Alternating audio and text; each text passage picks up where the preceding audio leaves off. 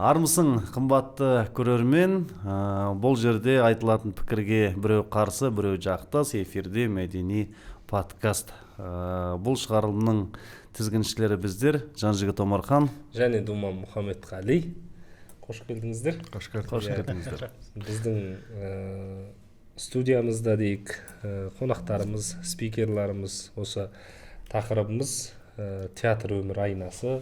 Екеуіңізде бұл тақырыпқа бөтен емессіздер, етене жақын, тіпті ішінде жүрген адамсыздар, театр ұйымдастырып жүрген жігіттерсіңдер. Сондықтан таныстырып өтейік жігіттер. Студия қонақта, бізде қонақта құрылғанына 1 жыл ғана болған Қанаттылар театрының жетекшісі Арнұр Ысқақов. Және осы астанамызда 1987 жылы құрылған современник жастар театрының педагог режиссері Бауыржан Тоғызбай атты азамат. Қош келдіңіздер. Бұл мына современник театрының ерекшелігі, Думан. Бұл жерде кәсіби актерлар емес. Яғни көшедегі талантты жандардың басын жинап, соларын ұйымдастырып, осы Бауыржан секілді педагогтардың арқасында олар өздерінің таланттарын ашып сахнаға шығады. Солай ғой? Иә, әрине. Жақсы, бірақ біз тақырыпты Арнұр Ысқақовтан бастайық. Кіріспесі өзіңізде. Жалпы қазіргі аяқ алыстарыңыз қалай? Ассалаумағалейкум. Енді жігіттер, шақырғандарға рахмет. Бүгін бір керемет тақырыпты қозғайық деп отырмыз. Қанаттылар театры 1 жыл ғана осы мәдениет теңізіне келіп алғаш шығып жатқаннан кейін біз үшін енді шын мәнінде барлығымыз әртүрлі саладан келген ерекше азаматтарымыз. Оның үстінде басты алдыңғы қатарда жүрген маған өзіме жеке ауыр болды, өйткені тек қана театр құру емес, ондай ерекше актерларды таба біліп және осындай спектакль құра білудің негізгі енді машақат өзіме мәлім дейінші. Иә. Енді және өзіміз барлығымыз біріншіден шығыс елінің, Абай елінің облыс болып жатқанынан құттықтап, осы елімізде шығысымызда алғаш жәнегі Мұхтар Омарханұлы Әуезовтің құрған театры себепкер болған шығар деп ойлаймын. Өйткені біз осы елордамызда тек қана Қазақстанда емес, орталық Азияда осындай ерекше әртүрлі категориядағы, арбадағы болсын, құлақ естімейтін болсын, көз көрмейтін болсын, ерекше азаматтардың жиынтығын жинап спектакль қойғанымызға мына Біріккен ұлттар ұйымынан бізді түзетіп орталық Азиядағы алғашқы инклюзивті театр болып қалыптастық. Міне соған 1 жыл болды, Аллаға шүкір. Жақсы. Енді Бәуке, сөз сізде. Бұл расымен де Арнұрдың айтып отырғаны, бұл театрдың аты дерекше, заты дерекше. Ол жердегі сахнада қойылым да бөлек.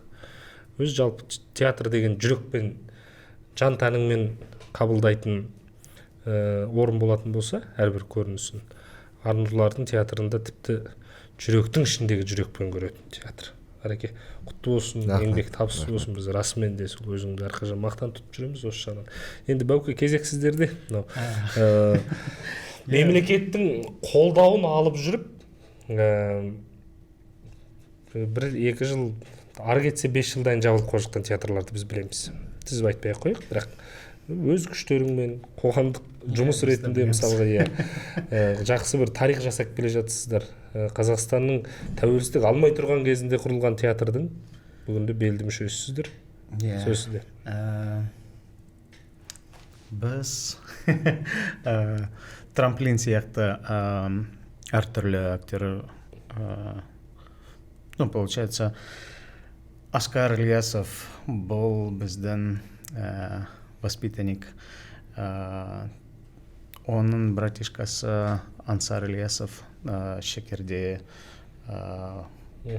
актер болды. Тағы да көп бізде адам, кім бізде оқыды, сосын актер сахнаға шықты, сосын фильм, әртүрлі фильмде түскен азаматтар бар. Сондықтан біз 40 4-ші сезон бізде. Тамаша. И әрине бізге қиын, аренда, әртүрлі договариваться, вот сондықтан да. Жалпы қазір құрамдарыңызда қанша адам бар? Сонда осыны айтып өтіңіз, современник театрында. Бізде балалар бар, 3 группа бар. Балалар, жастар и ер адамдар. Ересектер. Бізде балалар 15-20 бала, жастарда тоже где-то 15-20, ну тоже 15-20 адам. И старшая группа тоже где-то 20-25. Сондықтан бізде 60 где-то адам. Ну, у нас как бы не профессионально. Да. Қосымша педагогтар бар, режиссерлар жұмыс істейді, солай емес пе олар? Біз бәріміз как все должны уметь. Актер должен уметь все делать. Сондықтан да біздің актерларымыз, олар и гример, и режиссер, өз Барлығын өзіміз істейміз. өзіміз істейміз. Біз когда вот как сказать, капец, Айта беріңіз. Вот, у нас даже получается, когда мы первый раз уехали, когда решили сами уже арендовать свое помещение, мы заехали в подвал, который вообще как бы в черновой отделке, и мы сами актеры, мы сами превратились в строителей, сами его строили, ставили стены. Вот, как-то так. Міне живем. театрға деген нағыз махаббат қой, қарап тұрса. Халықтық театр болып тұр ғой бұл кісі. Ал Арнұр, енді сіздердің құрып жатқан жаңа қанаттылар театрын өзіңіз қалай бастағаныңызды, жаңа басындағы мәселелер, ерекше актерларды табудың өзінің машақатының бар екенін жаңа айтып жатырсыз. Расымен де өзіңнің айтқаныңнан жалпы қоғамдағы қарап отырып, оған сенбеске амал жоқ. Себебі бүтін театрлардың өзі бүгінгі таңда оқыған актерларды таба алмай жүр. Мен ризашылығымды да білдіргім келеді. Сіздің де актерларыңыз жаңа неге мен Бауыржанға әдейі айтып отырмын. Кәсіби емес актерларды. Сіздікі де солай ау? Өйткені біздің Қазақстанда осы актерларды ерекше актерларды оқытатын мамандықтар жоқ ау қазір. Бізде енді 1 жыл болды ғой, міне алғаш спектакль қойылып жатқан өзінде бізге өте бір керемет және поддержкасын берген жастар театры болды. Жастар театрының директорынан бастап актер, режиссерына дейін былай айтқанда бізге қолдау білдірді. Өйткені бәрін әкеп отырғызып қойдым, жаңағы өзіміздің актерларымыз бар. Міне осындай спектакль болғалы жатыр. Олар енді түсінбейді. Қалай спектакль деген нәрсені біз оқымағанбыз деп қолдарына диалогтарын ұстаттық, жаңағы өлең жолдарын ұстаттық, міне жаттаңдар деп. Бұл айтқанда да мектепте тақпа оқығандай өздері жаңағы тырылдап оқып бере салды. Содан кейін барып бір-бірімен связка бастадық та. Ол жасырын емес, бізде қоғамда әр қоғамдық бірлестік өзі жеке жұмыс жасайды. Арбадағы адам арбадағы адамдармен жұмыс жасайды. Көз көрмейтін адам көз көрмейтін адам, құлақ естімейтіндер құлақ естімейтіндер. Сонда біз мынаны жинай отыра, былай айтқанда мен оны байқамаппын да, инклюзияны создавать етіп отырғанбыз. Инклюзивті білім деген бар, инклюзивті қоғам деген бар. Инклюзив деген былай айтқанда бір-бірімен біріктіру, дені сау адаммен басқасымен бір-бірімен біріктіру. Сол кезде біз мынау жаңағы закулисье дейді ғой, сахнаның сыртында біз жаңағы көп нәрсені байқадық та, именно құлақ естімейтін адаммен арбадағы адамның байланысын, и комедийный ситуацияларда болып жатты, жаңағы бір-біріне деген ғашықтық сезімдеріне дейін болып жатты да. Сол кезде біз басталып жатқан кезде жастар театрына айттық, міне біз мынандай спектакль қойғалы жатырмыз, жігіттер енді бізге көмектесіңдер. екі қыз, екі ұл актер жіберді, жаңағы отырған балаларымызға келді, жаңағы диалогтарын қарап, өлең жолдарын мына жерде былай айтасың, мына жерде былай айтасың деп өздері үйретіп, әдекең бастатып, сол жерде былай айтқанда бүкіл бір театр емес, екі театр болып біздің спектаклімізді қоғамға паш еткіздік. Жұмыла көтерген жүк жеңіл дейсіз ғой. Сол кезде біз байқадық, мына қоғамға ең бірінші, мен енді жасырын емес, Алтай Сидорович Әділ Ахметовке тапсырма беріп жатқан кезде де барлығы мұндай театр құрылу жарайды, бұлар қалай сахнада өнер көрсетеді деген сұрақ болды. Ол сұрақ тікелей қойылған жоқ, ол сұрақ көрермені кім болады деп қойылды. Көрермені кім болады деп. Негізінде бұл театрдың көрермені барлығы. Дені сау адамға шүкіршілікті үйрететін, ал жаңағы енді арбаға отырып қалып, я болмаса қиын өзінің өмірлік бір тағдыр сынағынан өтіп келе жатқан азаматтарға мотивация беретін сондай бір қойылым және театр болды. Біз творчестволық реабилитация деген сөзді, шығармашылық оңалту. Сол арқылы біз адамдарды өмірге деген сүйіспеншілігін, ең бастысы сол арқылы біз егерде оның таланты болса жұмысқа алып, әлеуметтік жағын қарастырып дегендей. Сол бір ақырындап цепочкамен шешіліп келе жатыр. Бірақ основной вопрос бұл жерде инклюзивті білім деп отырмын ғой. Бізде білім сапасы. Тек қана актерский емес, енді мен және Жәкеңе де айтып отырмын ғой, бізге 2018-де есіңізде ғой, фестиваль жасаған кезде сіздің бұл салада да тәжірибеңіз бар ғой, сіз халықаралық фестиваль жасадық. 2018 жылы White World деген ерекше жандардың фестивалін жасағанбыз. Сол кезде сонау осы кісілермен жасты 70-80 жылдар құрылған инклюзивті білімнің, инклюзивті театрдың май шелпегін білетін, сол жаңағы Ресейден, СНГ-ден бізге театрлар келді. Сол кезде жаңағы директорлар еді, бізде база бар дейді. База деген ол былай айтқанда кафедралары бар, өздерінің жаңағы актерский курстары бар. Бұл жерде менің ең бір қателік деп айтпайын, ең бір қиналған кезім, жалпы біздің театрымыз, үй таңдаған лақ деген жас көрермендерімізге құлақ естімейтін балалармен спектакль қойдық. Естеріңізде болса, біз сол White World фестивалінде шымылдығын Қызыл алма спектаклімен ашқанбыз. Тек қана жаңағы жестовый. Сол кезде біздің режиссер да қиналған, сурдоаудармашымыз да қиналған. Осы сұрақпен біз осы жолда сказка қойған кезде қиналдық. Өйткені текст, сценарий литературный жазылады, ал сурдоаудармашы глухонемой жаңағы ерекше актерімізға ол тікелей аудара алмайды. Ол өздерінің бір тілдері бар.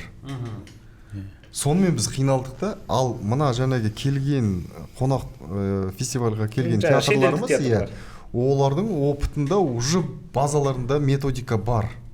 Яғни қалай дұрыс литературный сценарийді актерға передавать етуді. Бұл основной жаңағы біз министрліктен, әкімдіктен сұратып отырғанымыз, сол кісілердің бізге келіп сурдоаудармашыдан бастап және де Шабыт Жүргенов университеттерінде хотя бы Шабыттан осы балаларымызға арналған бір курс ашса, ол бітіргеннен кейін нақты өзінің актерский бір курс сертификаты болады, дипломы болады, қағазы болады, кәсіби ускоренный бір курстары бар екен. Хотя бы базасын алып шығатын болса, бізге жеңіл қабылдап алуға. Яғни біз қазір қиналып жатырмыз, түбінде қиналып жатырмыз. Біз наоборот поступать етіп. Бұл енді жаңағы өзіңіз айтып отырғандай, мысалға шетелдік театрларда бұл нәрсені бір күнде келе қалған жоқ қой, жүре келіп, қателікке ұрына келе шешіледі ғой.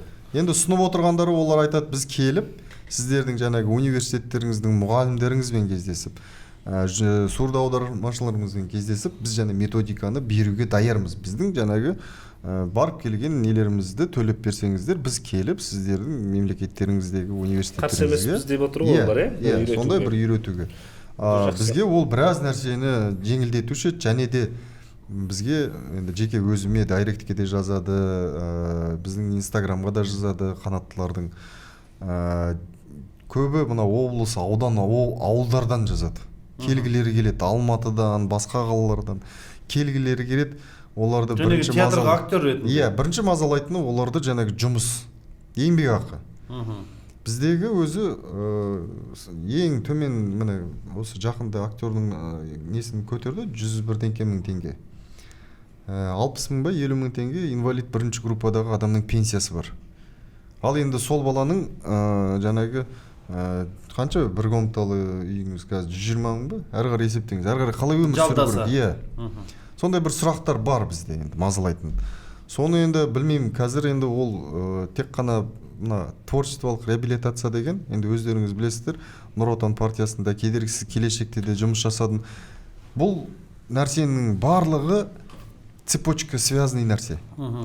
Баланың тек қана білімінен бастап, жаңағы техникамен алып кетуі, әлеуметтік жаңағы мәселесі, үй снимать ету барлығымызға бірдей баға берілген. Ол жаңағы сен арбада екенсің, саған мемлекет жағынан жеңілдету бар дегенде. Тек қана осы жақында ғана Қасым-Жомарт Кемелұлының жаңағы ашылған фондымыз бар ғой, Қазақстанға деген. Соның ішінде ерекше азаматтарға егер де сен документально предоставлять етсең, сенің жаңағы төлеп береді деген нәрсе енді қолдау. 50%. Иә, ұсыныс ретінде бар, әлі бірақ механизмі енгізілген жоқ. Енді айтып тұрмыз, жақсы, жаңағы ақылы қаражат жағынан кішкене қиындау деп тұрсыз. Бір сезонға спектакльдеріңіз дайындалды. Коммерцияландыру жағын ойластырып, қарастырып көрген жоқсыздар ма? Иә, біз оны жаңа Ринат Гайсинмен де сөйлестік. Біздің негізгі бағытымыз жаңағы спектакль ғана емес, балаларымызды профессионалды деңгейде жоғарғы сахналарда, жоғарғы дегенде енді профессионалды сахналарға алып шығу. Ол әнмен болсын, бимен болсын, спектакльмен болсын, без разницы, бірақ ең бастысы ключевой момент это творчество. Сахна, яғни театрдан бөлек жаңағы оларды екінші тынысымен дамыту ғой, яғни әншілік қабілеті болса, әншілігін дамыту. Ораторлық болса, ораторлық, былай айтқанда, сіздер барлығымыз білеміз, мына мировой уровеньде жүрген Диана Гурцкая, анау қол аяғы жоқ Ник Вуйчич деген кісіміз бар. Сол кісілеріміздің біздің былай айтқанда пример бізге беріп отырғаны. Ораторлық кездесуі Ник Вуйчичтің $100,000 тұрады. Тек қана гонорары.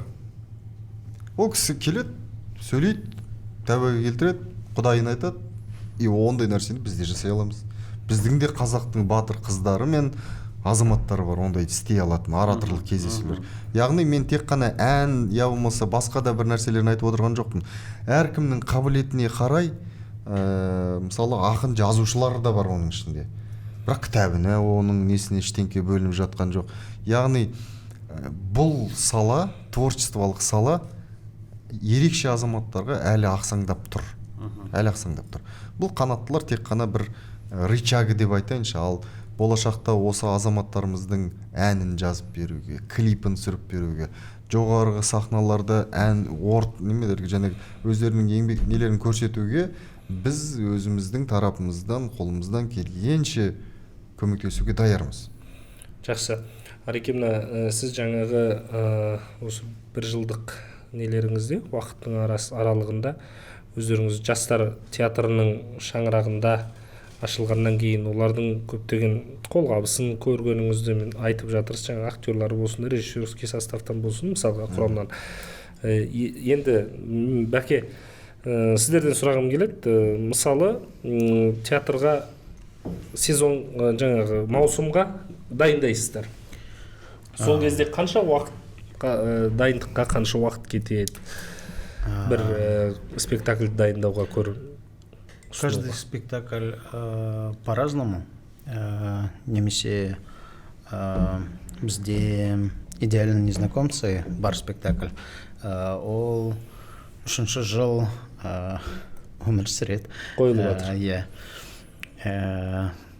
Яғни спектакль жақсы болса, ол ұзағырақ өмір сүре береді дейсіз ғой? Иә.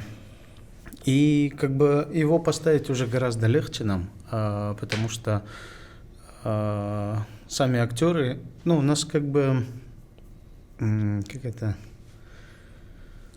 когда постоянно, у нас не репертуарный театр, и поэтому некоторые спектакли мы просто как вспоминаем и ставим там «Бырай» на қоя аламыз.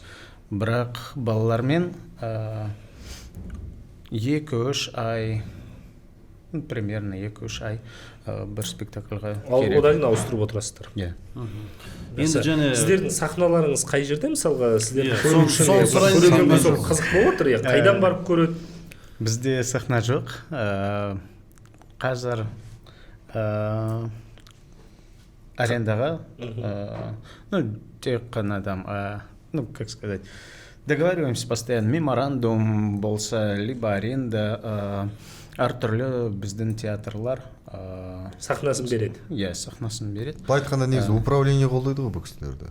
Иә, көмектеседі бізге. Жастар театры Управление культуры. Я вот, я не знаю, когда выйдет, 22-23 наурызда бізде екі спектакль болады. Болды. Иә, бізде болды екі спектакль. Театр жастарда, иә. Был «Идеальные незнакомцы» и последняя попытка по Задорнову. Ну, классно. Классно прошло. Рахмет. Енді жаңа Думан, мысалға мына жерде сұрақтан сұрақ туындайды ғой. Бауыржандардың театрындағы жаңа кәсібилік, яғни қойылымдардың саны балаларға деген ауыстырып отыратынын айтып жатыр. Бұл жерде Арнұрлардың театрында бұл біраз қиындық тудырады, өйткені ерекше жандар. Солай ғой, бір маусымға неше спектакль қоюға мысалға мүмкіндіктеріңіз бар. Тағы бұның жарайды, спектакль жаңағы режиссерлық жұмыстан бөлек жаңа қажетті атрибуттар, заттар, соны оған да керек емес пе, қаржы керек, солай ғой. Негізінде Жаке бұл жерде былай ғой. Негізгі мәселе мен деген драматургтар бізбен жұмыс жасауға қорқады. Мен уже былай айтқанда сценаристтар, драматургтарды іздеп, о кісілерден сұрап, былай айтқанда үмітімді де жоғалтып отырмын да, қорқады. Физикалық тұрғыдан жасауға. Яғни бізде былай ғой, жаңағы мүмкіндікке қарайды олар, да? Иә, олар жаңағы физикалық тұрғыда жасай ала ма, жасай алмай ма деген. Мысалы, режиссеріміз біздің Нұрфат ағамыз, біздің балаларымыздың уже жаңағы нелерін біледі. Қабілеттерін, кім қандай нәрсеге кімге қаншалықты жүк сала алады. Иә. Ол кісі алады да, міне былай деп. Енді бізде негізгі жаңағы сіз айтып отырғандай қаржы жағынан бөлек, физикалық тұрғыдан қанша спектакль маусымына қоя алатынынан бөлек, ең бастысы бізге идейный адамдардың аздығы. Сценарий жазуынан драматургия. Мен мысалы өзім басында режиссерға мына бала мынандай істей алады, анау бүйтеміз, мына давайте өзім де бүйтіп корректировать етіп сценарийіне кірісіп кетті.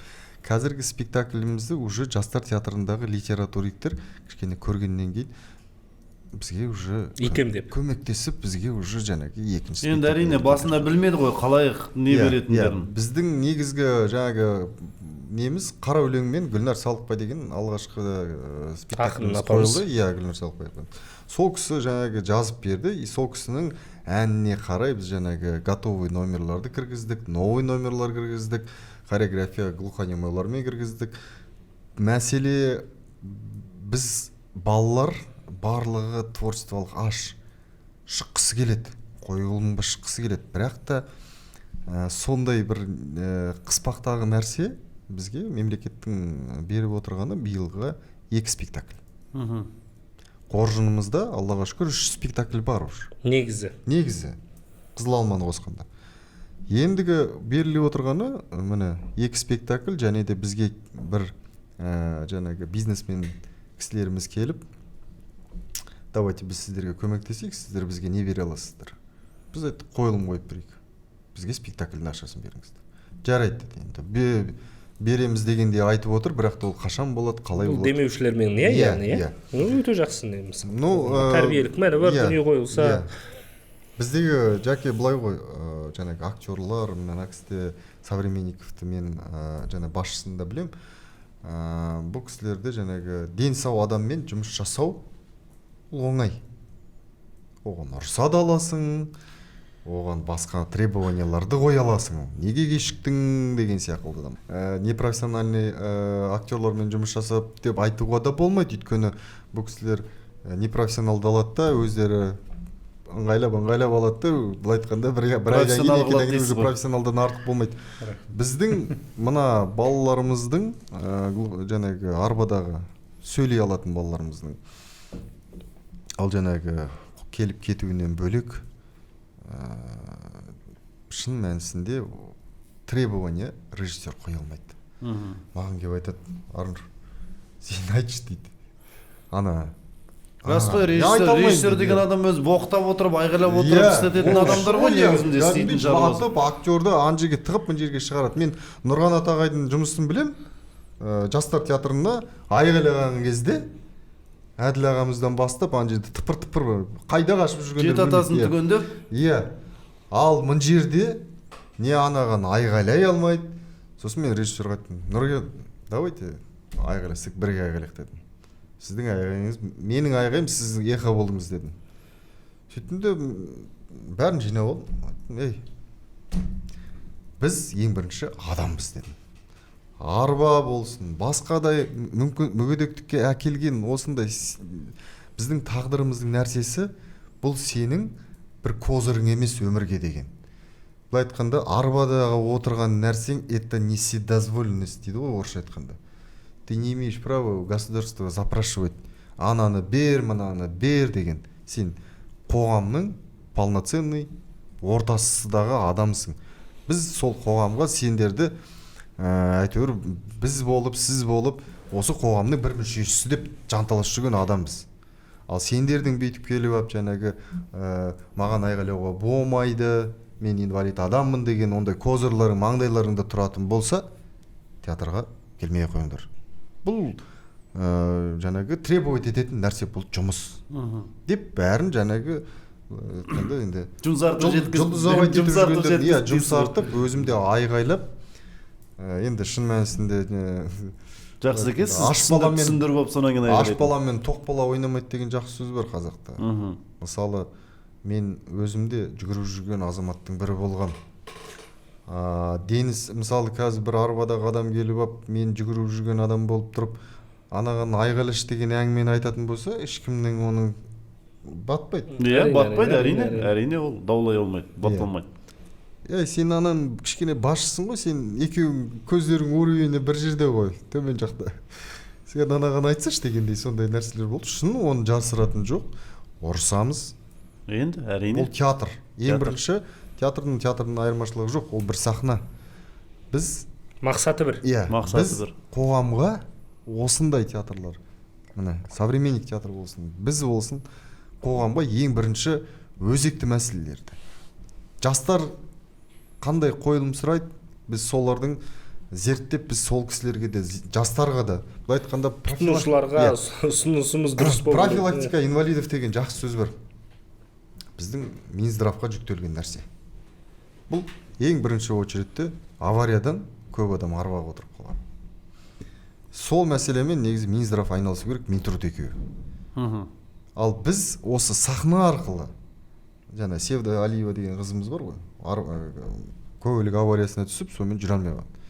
Сондай пример арқылы, шынайы пример арқылы, шынайы жаңағы Севданың историясымен өзінің актерлық сол өзінің рөлін өзін ойнатып, біз міне, бірақ енді қатты откровенно көрсетпейміз, аяғы неге келді. Бірақ та соған қарамастан өзін өмірден жоғалтпай, творчествода да, спортта да, жеке өмірінде де бір жетістікке жетіп, мына енді арбаға отырып қалған, я болмаса өз-өзін таба алмай жүрген азаматтарға, ол арбадағы болсын, дені сау азаматқа болсын, живой пример осы. Біздің театрымыздың басқа театрлардан ерекшелігі осы.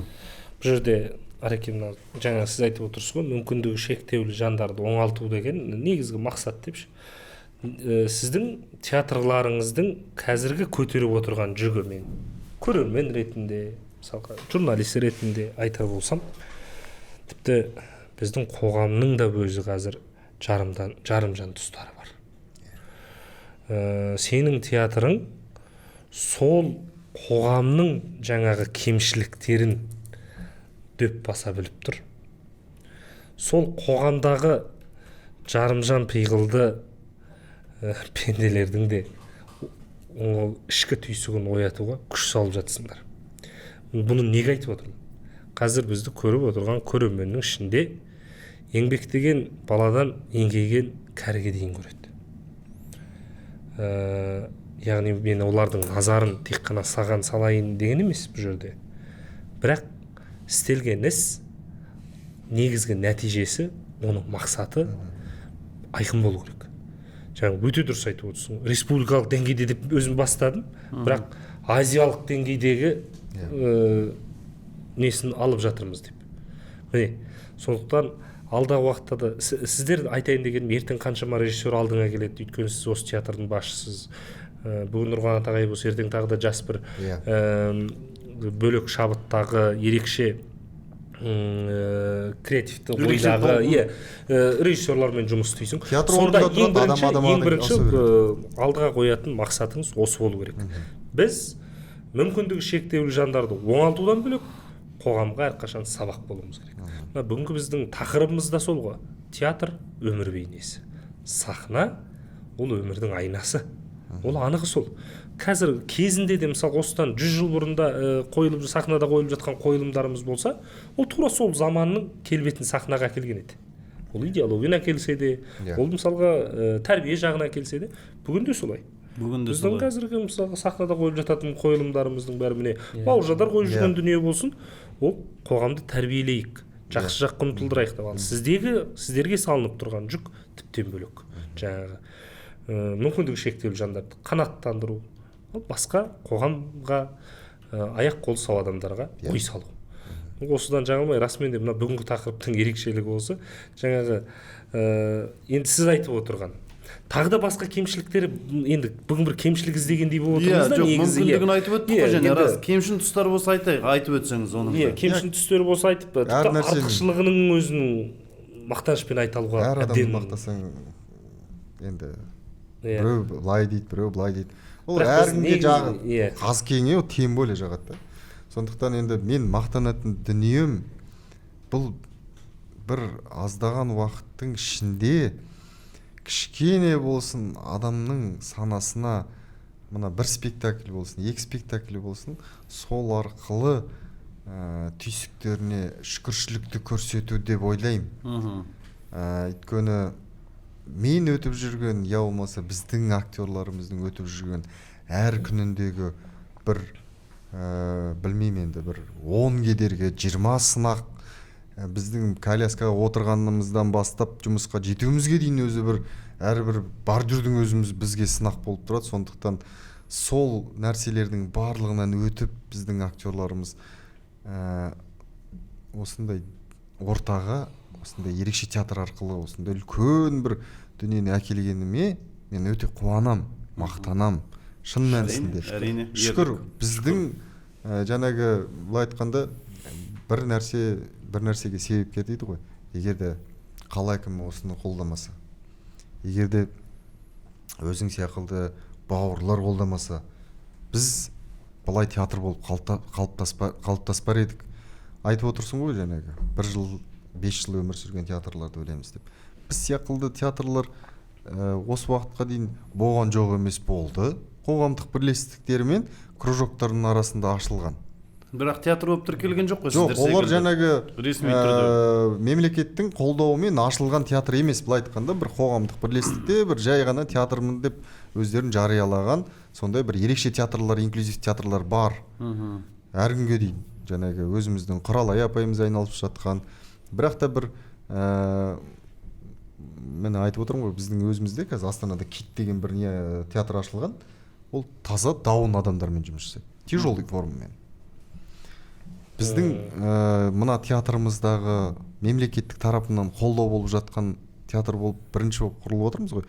Соның ішінде ең бір пик популярностьте жүрген жаңағы Севда, Малика, Жүзбай деген ағамыз бар. Сол кісілердің жиындығын жинап әкеліп, ортаға үлкен профессионалды бір нәрсені алып келдік. Ал бірін айтты бірін ғой, мына мемлекетіміздегі осы мәдениет саласына деген бір көңілі болып жатыр ғой.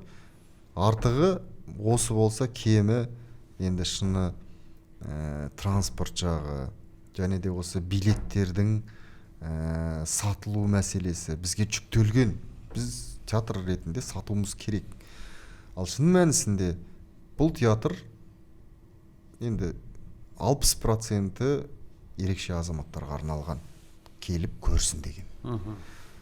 Құлақ естімейтіннен бастап жаңағы көзі көрмейтін азаматқа дейін жаңағы сурдо неміз бар өзіміздің. Сурдоаударма. Иә, сурдоаударма емес, андай жаңағы сопровождение дейді. Көз көрмейтін адамға міне қара түнек, ана жерде мынандай действие болып отыр, мына жерде мынандай действие болып отыр, анау шықты, мынау шықты, бәрін айтып отырады. Сурдоаударма жаңағы нелерге біздің өзіміздің переводымыз кетіп отырады. Сондықтан сахнада жүрген глухонемойлар прямой перевод өздері жаңағы сурдоаудармашылар глухонемойларға беріп тұрады, ал қалғаны өзі жаңағы параллельно кете береді деген. Гастрольге шығу деген нәрсені ойлап көрген жоқсыздар ғой? Мысалы, орталық Азиядағы жалғыз театр болып тұрсыздар, ерекше жандардан құралған. Ойлап ұсыныс бердік, Семей, Алматы қалаларына деп. Өз ішімізде дейсіз ғой? Өз ішімізде хотя бы. Иә, басында жүріп көрсеңіздер, не мүмкін емес, елге ақша түсіреді ғой, енді ол нәрсе түсірмейді емес. Бір жыл ішінде біз спектакль алып отырғанымызға және штат беріп жатқанына қуанып отырмыз да. Соның өзіне разымыз. Шүкір. Әрине. 3-ші жылда одан да көп береді. Және де жаңағы хотя бы мемлекетіміздің ішінде осындай театрларымыздың гастролін жасауға мүмкіндік беретін ол бірінші очередте біздің управление және әкімдік. Ол кісілер және қолдау беріп жатса, біздің театр оны қашпайды. Әрі қарай дамыта беруге де. Енді Алматы қаласына Мұхтар Әуезов театрының алдында барып кездескен. Аға, осындай ұсынысым бар еді, сіздерден де ашуға ынтамыз бар, басқаратын балалар бар, жүргізетін балалар бар, инвалид балалар көп маған жазады. Давайте сіздердің театрларыңыз қарамағын ашық. Штат мәселесін шешсең, және спектакльдің мәселесін шешсең, пожалуйста. Яғни былай айтқанда финансовый нәрсесін шешсең. Ол да өзімізге жүктеліп отыр. Ол да енді сол министрлікке жүктеледі, яғни жаңағы сіздің билет деген әңгімеңізде мен ойлап отырмын да, біздің қазір қоғамда көптеген мәселелерді мемлекет тарапынан субсидия беру арқылы шешіледі. Бұны ұсыныс ретінде де алдағы уақытта ресми хаттармен жауапты мемлекеттік органдарға жолдауларыңызға болады. Мысалы, жаңағы мемлекеттік ерекше жандар бар ғой, оның қаншама мектептер бар, бірлестіктер бар мысалға. Соларға арналған, оларды да шақыра аласыз ғой. Олар да сіздің көрермендеріңіз ғой. Негізі соларға арналған. Жаңа соларды алдыға қарай ұмтылуына сіздің театрыңыздың көп мақсатының бірі сол. Ендеше сондай адамдар келетін болса, оларға билетті субсидиялық жолмен қарастыруға болатын шығар деймін де, мысалы мен ұсынысым. Енді біз әлгі солай шешіледі деген мәселе емес, бұл подкасттың өзіне сол. Ұтымды пікірлер, ұтымды ұсыныстар алдағы уақытта ескеріліп жатса құба құп. Сондықтан мен соны ұсынар едім. Мысалы, жаңағы сіздерге келетін көрермендердің, яғни ерекше жандардың шығыны, билет шығыны мемлекет тарапынан субсидия жасалса, олар үшін де жақсы ғой. Олар үшін де мемлекеттің нақты көмегі де міне. Әрине. Сен Қанаттылар театрына айына 2 рет баруына бір адамға мүмкіндік бар. Төленген кәдімгі мемлекеттің өзі қарап отырып, уақытына сай сіздердің қойылымдарыңызға барып қайталады. Оны мойындаймын, ең бірінші театрға деген 2015 жылы барғам. Осыдан 5-6 жыл бұрын. Білеміз. Ал енді мына театр құрып, театрда жетектеу деген ол өте бөлек нәрсе де. Мен театр нәрсесін білмейтін нәрсе. Былай айтқанда енді көрмегенде менің білімім медицина болғаннан кейін театр құрып жатқан кезде бұл қалай болу керек, бірінші немен істелу керек, декорациясы бар. Енді современный театры және біраз подсказ беріп, біраз нәрсені үйретті.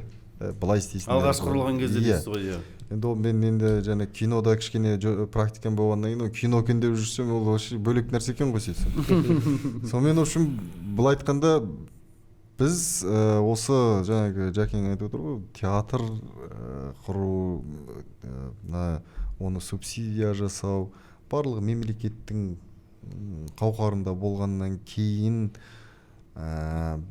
мүмкін жаңағы заңнамалық түрде бір ұсыныс берсе, жыламаған балаға ешкім тамақ бермейді. иә, Сондықтан сіз жаңа ресми хаттар жағымен ұйымдастыруды мен енді ұсыныс ретінде айтып отырмын да. Иә.